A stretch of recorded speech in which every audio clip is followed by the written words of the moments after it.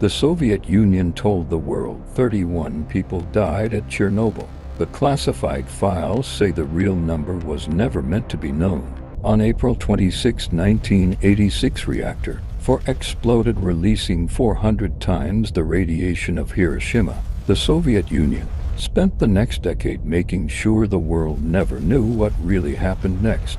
April 26, 1986, 1:23 a.m., Reactor 4 exploded. The Soviet government knew within an hour. The world would not be told for days. Petrov's instruments showed radiation levels that should have been physically impossible. He reported the readings. His supervisor told him the instruments were faulty. 50,000 people woke up in Pripyat that morning and went about their lives. Nobody told them the reactor, 3 kilometers away, had already destroyed everything they knew.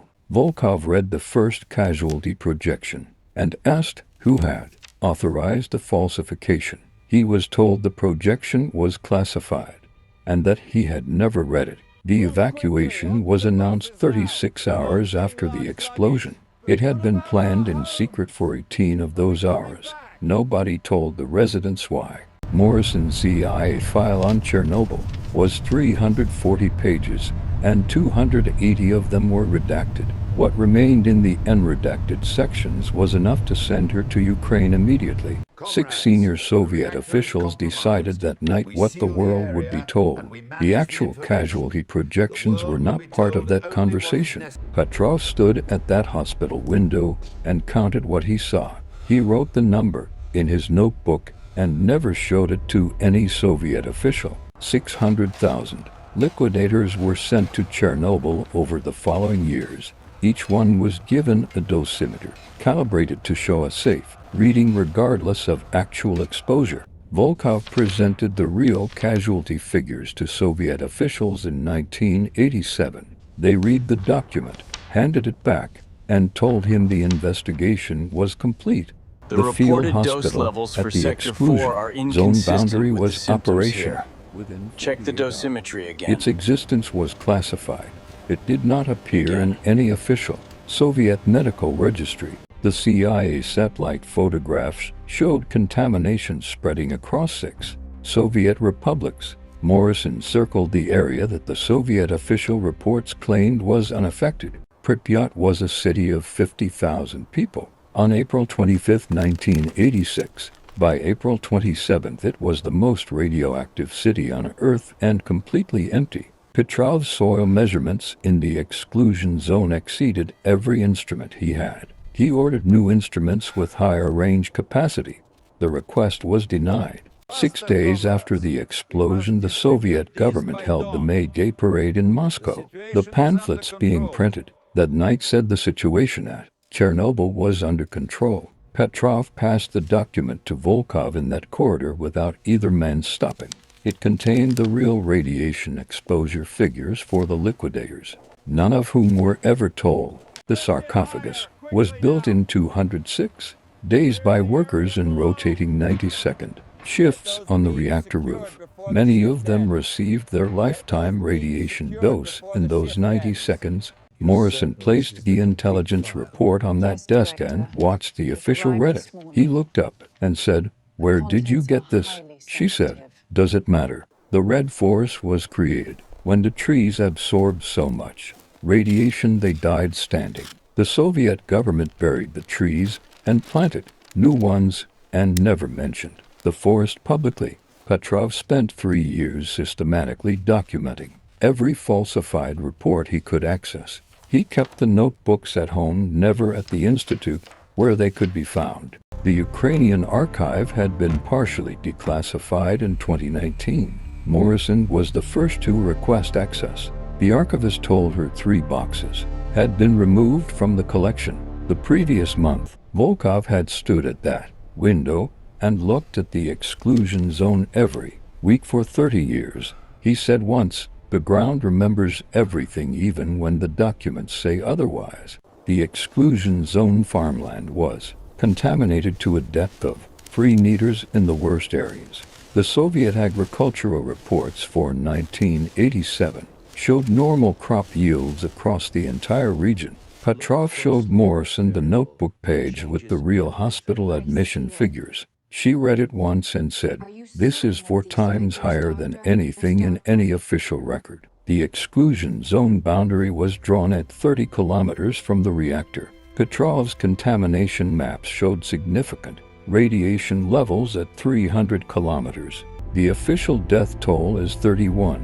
The classified Soviet files projected hundreds of thousands. 40 years later, the true number has never been officially confirmed by any government. Comment: do you think we will ever know the real Chernobyl death toll?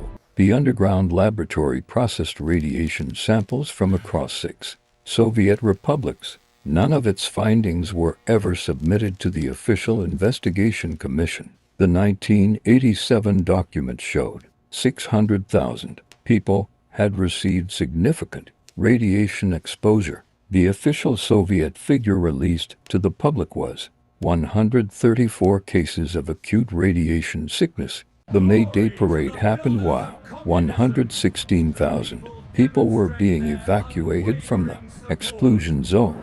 Soviet television showed the parade. It did not show the evacuation. Volkov's 1991 testimony was the first time any Soviet official acknowledged more than 31 deaths. He was permitted to mention 4,000 potential long-term cancer cases, nothing more. Petrov's Vienna presentation showed contamination maps covering most of Northern Europe. 3 governments contacted the conference organizers before he had finished speaking. Petrov's notebooks documented the real figures for 30 years, kept at home where no one could find them. Every number in them contradicts every official Soviet and post-Soviet account. Comment: if one scientist kept this evidence for 30 years, what else is sitting in someone's home right now? The abandoned Soviet checkpoint in the exclusion zone still had its classified files inside. Morrison found them exactly where they had been left in 1991. When the last officer walked out, the true contamination map covered an area 12 times larger than the official exclusion zone.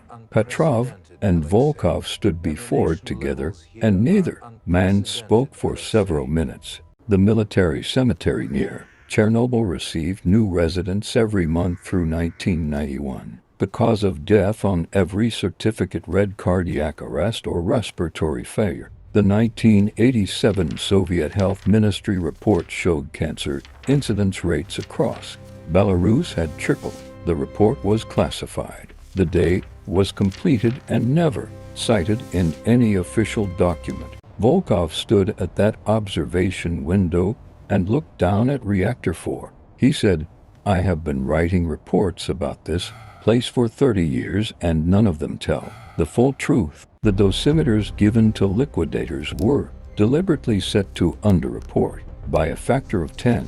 Petrov found 3 of them in a storage facility in 1989 and kept them as evidence. All 3 of them sat at that Vienna table with 40 years of classified evidence. The gallery went completely silent when Morrison placed the sealed Soviet box on the table. Volkov sat alone with the real casualty figures for the last time that night. He had known them for 30 years and spent 30 years being told he was wrong. The Pripyat amusement park had been scheduled to open on May 1, 1986, 5 days after the explosion. It never opened. It has never been dismantled. It is exactly as it was left. Morrison stood at that Kiev window and understood the Soviet files were only part of the story. The post-Soviet Ukrainian files showed the contamination had continued being concealed after 1991. The underground facility had been operational continuously from 1987 to 2003. It processed samples from across the contamination zone and filed every result in a vault that was never opened. The sealed box had not been opened since 1991. Morrison broke the seal and understood immediately the vials inside contained biological samples that should not exist if the official casualty figures were true. The long-term cancer data showed rates in Belarus and Ukraine continuing to rise 40 years after the explosion. Volkov pointed to the data and said, "These numbers do not come from 31 deaths." Petrov stood in the red forest and explained to Morrison what she was looking at. She had read about it in classified files. Standing inside it was something entirely different. Petrov's contamination map at the Vienna press conference covered most of Europe in red. He said, "This is what happened. This is what was hidden. And this is what is still being hidden." The biological samples in the Soviet vials confirmed radiation exposure far beyond official parameters. Volkov looked at them under the microscope and said, "I calculated this 30 years ago. Nobody believed me." Morrison stood before the new safe confinement structure at night and finally understood the scale of it. Not the structure, the concealment. 40 years of it, still ongoing, still incomplete. Petrov read from his notebook and Volkov followed in the classified report beside him. To men who had spent their careers in separate silences saying the same thing. Simultaneously, all three of them stood at that boundary in the snow looking toward the reactor. 40 years of classified evidence behind them, and a question in front of them. Nobody had officially answered. The exclusion zone is still empty. The reactor is still there. The files are still partially classified. The real death toll of Chernobyl has never been officially confirmed and may never be.